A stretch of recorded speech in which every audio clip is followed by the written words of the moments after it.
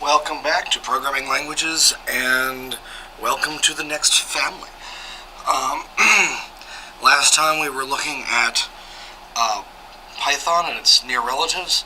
These are essentially sequential languages. Python is a little bit of a hybrid, being both sequential and OO. Now we're going to look at a whole new category, which is quite different. So different that it, sort of like talking about fish versus, land mammals. They just don't track nicely with each other in a lot of ways. And it's kind of interesting from sort of a background and historical perspective is the functional languages represent sort of the other side of the computer science intellectual heritage. The more conventional languages we looked at the first time really are descendants of the era of let's grind through some math. We're going to do some straight up computation. We need to build a table of numbers for ballistics. We need to crack a code. We need to just incessantly repeat some block of stuff over and over and over again,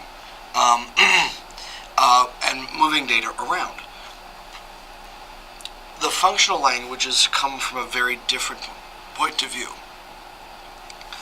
As a family, that one's not working today. As a family, and again, these are not absolutes.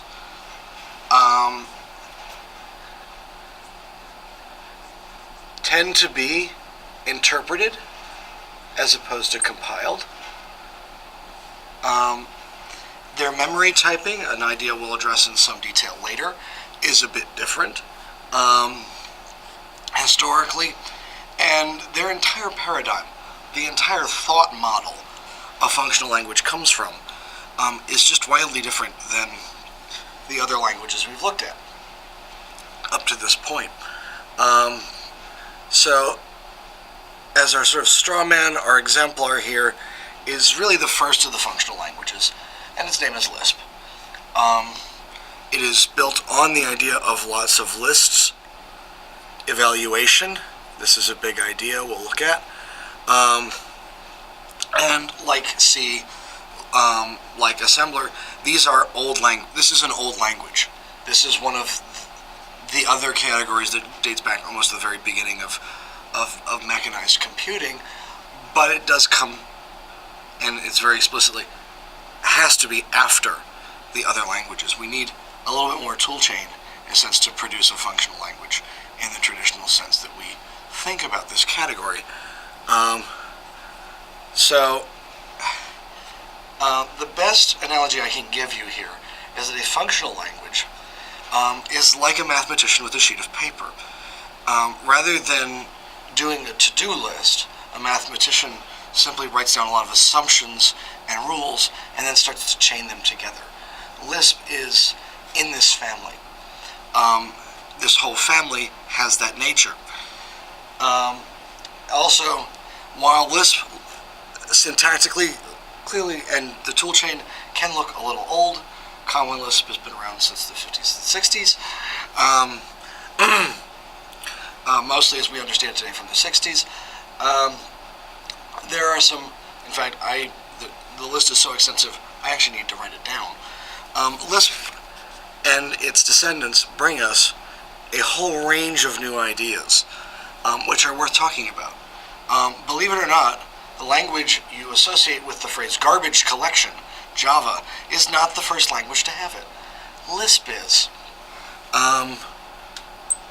Our old friend recursion first really gets implemented in Lisp, at least as we would recognize it today. Even more scary, even the simple idea of a conditional, an if-then, has its beginnings in Lisp. There's an argument the Fortran crowd makes that they had something sooner, but it was really clunky and it wasn't really looking like what we understand today as an if-then, or a testing and evaluation of something on the way to making a change. And and this is going to sound really mind-blowing, I think, even to me, when I found out, Lisp is one of the first languages to really have full access to the language all the time. At runtime, at compile, or, well, I should say, at compile, at execution, and when writing, you had access to the full suite of the language. This is so fundamental. My mind kind of got blown. Like, you mean there was an error? We didn't. But yes, this is a big one. Conditionals, obviously, a lot of what we do doesn't work without them anymore. Recursion, the classic kind of cool, groovy way to solve a CS problem. And then, yes, non-manual memory management. That comes to us in this, for the first time, in this family, which dates back, to the very beginnings, which is all pretty awesome.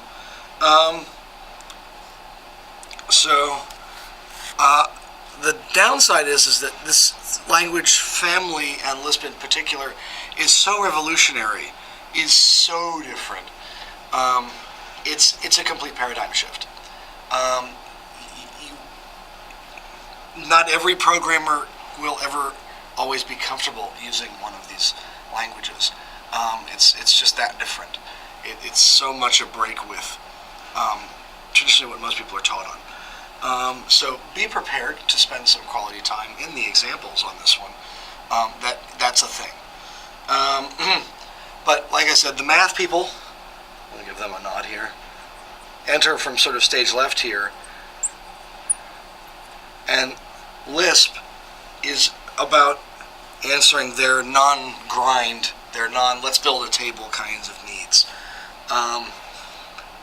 Certain kinds of evaluation, the idea of an arbitrary number of things, the idea of chaining rules, all of these things become extremely important in the way Lisp is meant to put together. So we're getting away from sort of the data processing, the ballistics tables, the straight computational in the sense of I need a table of answers kind of computing in this family. We're getting actually much closer to the very heart of problem solving, which of course excites the math people and to no end.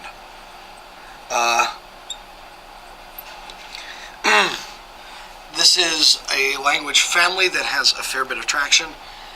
It keeps coming back. Every time it's like, we're over it, we're done. There's always something here in this toolkit that this family provides that just can't go away. Some of it's the ability to do things smoothly and easily on arbitrary numbers of things. This is a real strength of Lisp and its relatives. Sometimes it's just the paradigm that it represents. This is, in a sense, the first time we see, in between now that we've been through one language family largely, reasonably completely, and are moving into another. We see this idea that the language families exist the same reason we have birds, we have fish, and we have things that walk on legs.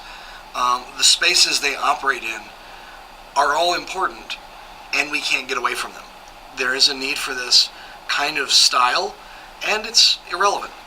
It's really important to be able to do some of these things smoothly and well. And by smoothly, I mean not with giant blobs of code or vast balls of duct tape, but cleanly and elegantly. There are things the functional languages do that no other family of language can successfully cope with. Before I forget, Lisp is not the only one. You'll hear names like Haskell being chucked around, Scheme, Clojure and Scala have these abilities.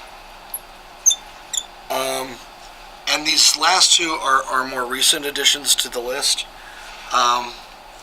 And they are sort of nice examples of a compromise that comes when we step away from the strict I'm this kind of language solution, much the same way Python can do OO or Perl. We have hybrid languages. They have the ability to sort of straddle two lanes, two paradigms, they can drop into a functional style and then drop back out for things that are less comfortable in that mode. So these are, again, long history here. They are intensely powerful. They are also a little bit mess with your head. I don't know how else to explain that. But when you click with one of these, particularly Lisp, as the first and the first language we'll stop at in this collection, you may discover just how very powerful it is, or you may discover you just really hate the close paren. Either one of those is equally possible. So is both. So let's see what else. They also, interestingly, it's something also mind-blowing here. I should sneak in before we end this bit. The function is a type, or as a type, more precise. So the thing we're calling suddenly takes on this whole new context. This probably doesn't make a lot of sense till you start to play with it. Why I left it till last. But get used to this idea that function as a type is a thing in Lisp, and that's not something we're really used to either. So good luck with Lisp. More data coming. Thank you.